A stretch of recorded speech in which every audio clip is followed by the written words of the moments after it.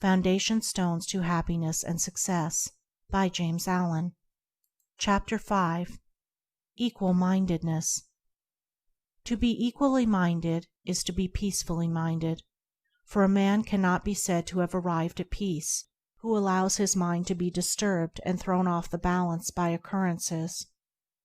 The man of wisdom is dispassionate, and meets all things with the calmness of a mind in repose and free from prejudice. He is not a partisan, but having put away passion, and is always at peace with himself and the world, not taking sides nor defending himself, but sympathizing with all. The partisan is so convinced that his own opinion and his own side is right, and that all goes contrary to them is wrong, that he cannot think there is any good in the other opinion and the other side. He lives in a continual fever of attack and defense, and has no knowledge of the quiet peace of an equal mind. The equal-minded man watches himself in order to check and overcome even the appearance of passion and prejudice in his mind, and by so doing he develops sympathy for others, and comes to understand their position and particular state of mind, and as he comes to understand others, he perceives the folly of condemning them and opposing himself to them. Thus there grows up in his heart a divine charity which cannot be limited, but which is extended to all things that live and strive and suffer. When a man is under the sway of passion and prejudice, he is spiritually blind.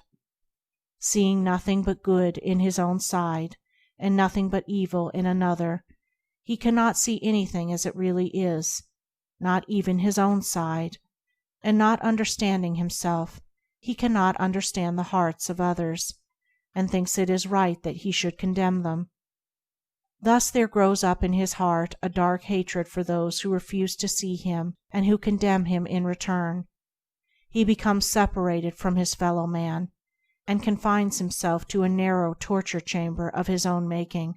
Sweet and peaceful are the days of the equal-minded man, fruitful in good, and rich in manifold blessings. Guided by wisdom, he avoids those pathways which lead down to hatred and sorrow and pain, and takes those which lead up to love and peace and bliss. The occurrences of life do not trouble him, nor does he grieve over those things which are regarded by mankind as grievous, but which must befall all men in the ordinary course of nature. He is neither elated by success nor cast down by failure. He sees the events of his life arranged in their proper proportions, and can find no room for selfish wishes or vain regrets, for vain anticipations and childish disappointments. And how is this equal-mindedness, this blessed state of mind and life, acquired?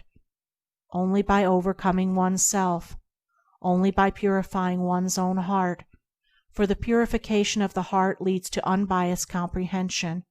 Unbiased comprehension leads to equal-mindedness, and equal-mindedness leads to peace.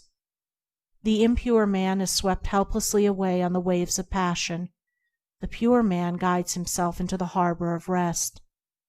The fool says, "I have an opinion." The wise man goes about his business. End of chapter 5.